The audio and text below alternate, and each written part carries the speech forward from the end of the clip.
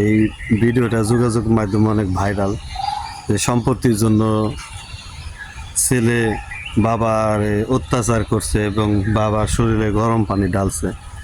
আমি তার উদ্দেশ্যে বলি যে বাবা মা থাকতে তোমরা বাবা মার মর্মটা বুঝতে পারো না।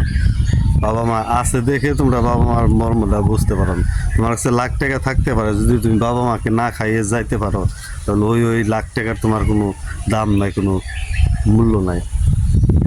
আর এই যে বাবা মার সাথে যে অত্যাচারটা করতেছো, আমাদের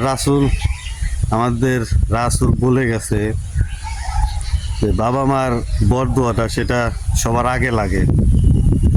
আর একটা কথা হলো, একটা কথা মনে রাখবা বা একটা কথা সবাই চিন্তা করবা যে নৌকার সামনে জিন্দা যায়, নৌকার পাছা কিন্তু দেয় যায়।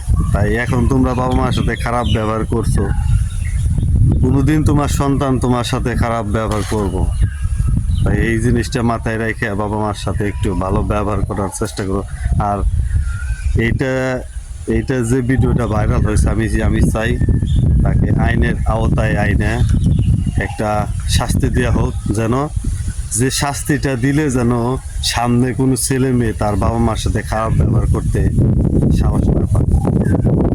সবাই ভালো থাকবেন, আর এইসব ভিডিও সবার শেয়ার করবেন, সবার সামনে দেখার জন্য সুযোগ করে দিবেন, আর সবাই প্রতিবাদ করবেন।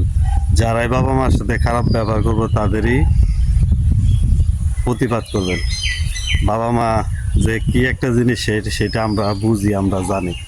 যাদের আছে তারা কখনো বুঝে না। তাই ভালো থাকবেন।